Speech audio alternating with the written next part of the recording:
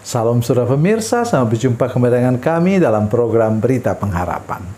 Saudara pemirsa, orang yang hidup dalam kebenaran. Apakah orang itu tidak pernah bikin salah? Dia bikin salah tapi cepat bangun dari kesalahan itu dan meneruskan perjalanan hidupnya. Itu yang akan kita dengar sebentar. Mari kita berdoa sebelum kita lebih jauh mendengarkan firman Tuhan ini. Bapa, dalam nama Yesus, berkati kami dengan firman Tuhan ini.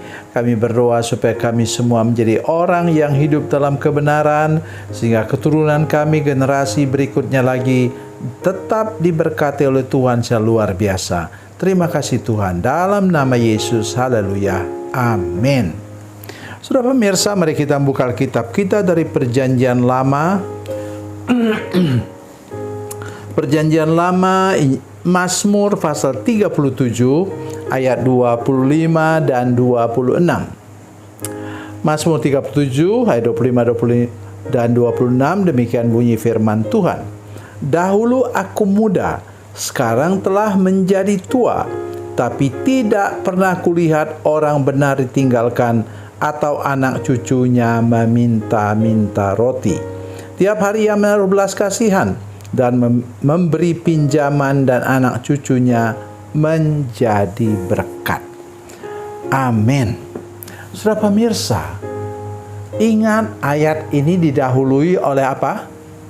Ayat 23-24. Saya baca untuk kita semua lagi, walaupun mungkin saudara sudah sering dengar. Tuhan menetapkan langkah-langkah orang yang hidupnya berkenan kepadanya. Apabila ia jatuh, tidak sampai tergeletak, sebab Tuhan menopang tangannya. Kenapa saya mulai dari sana? Ini orang yang hidup dalam kebenaran. Ini orang yang pernah jatuh tapi bangun lagi. Ya, itu kunci kehidupan saudara sekalian. Kalau saya baca ini salah baca saudara sekalian. Tuhan menetapkan langkah-langkah orang yang hidupnya berkenan kepadanya. Harusnya ini dia tidak mungkin jatuh. Iblis itu licik saudara sekalian. Ya. Sedang kita asik berjalan tapi dekat dengan Tuhan, ya. Menjalani hidup ini kita orang yang jujur, tulus, lurus, dan kudus di hadapan Tuhan. Dalam berusaha, dia lempar apa? Kulit pisang di depan kita. Maka kita kemudian tergelincir. Nah, tapi karena kita dekat dengan Tuhan, Tuhan mengulurkan tangannya, cepat membangunkan kita untuk meneruskan perjalanan lagi. Itu kuncinya. Jangan membayangkan menjadi seorang ayah, ibu yang sempurna. Tidak ada manusia sempurna di dunia ini. Tetapi kata kuncinya ialah jatuh cepat bangun lagi. Ulurkan tangan kepada Yesus.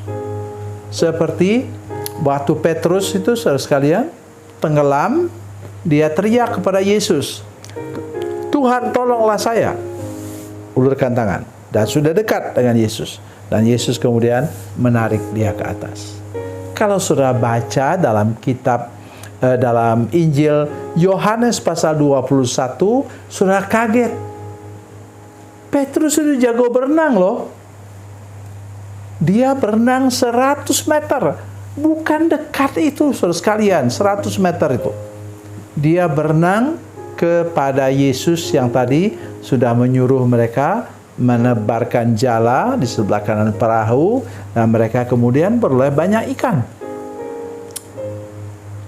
Apa maksud saya menyampaikan ini? Ingat, saudara boleh jadi seorang hamba Tuhan. Saudara boleh jadi seorang majelis gereja.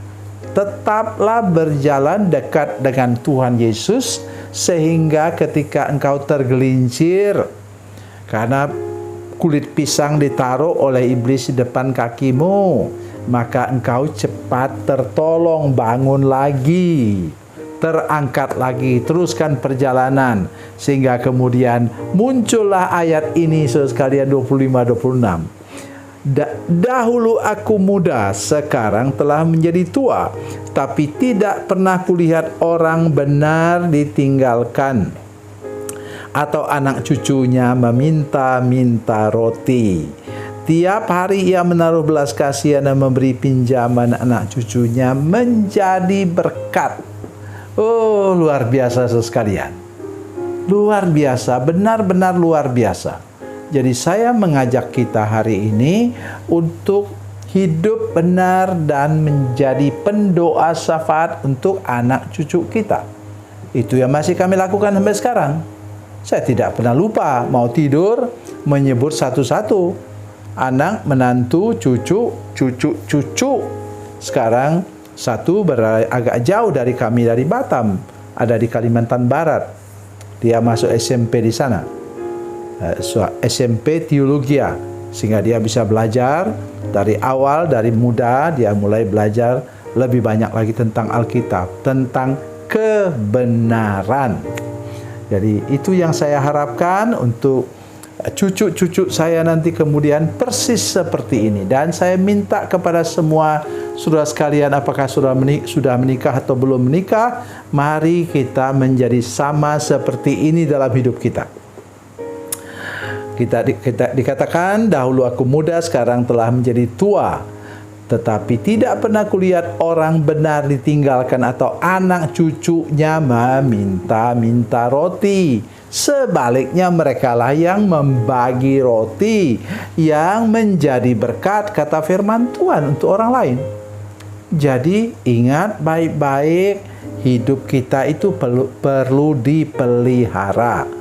Ya, rekam jejak kita perlu dipelihara sehingga itu turun kepada anak, menantu, cucu kita di kemudian hari. Tuhan Yesus memberkati, Tuhan Yesus baik. Mari kita berdoa. Bapa, dalam nama Yesus, terima kasih banyak untuk firman Tuhan yang baru kami dengar. Kami percaya bahwa Tuhan menolong semua pemirsa, seluruh jemaat yang menyaksikan program ini, untuk kami menjaga rekam jejak hidup kami, sehingga Tuhan memberkati kami purna sampai kepada anak cucu kami. Terima kasih Tuhan. Dalam nama Yesus, haleluya. Amin.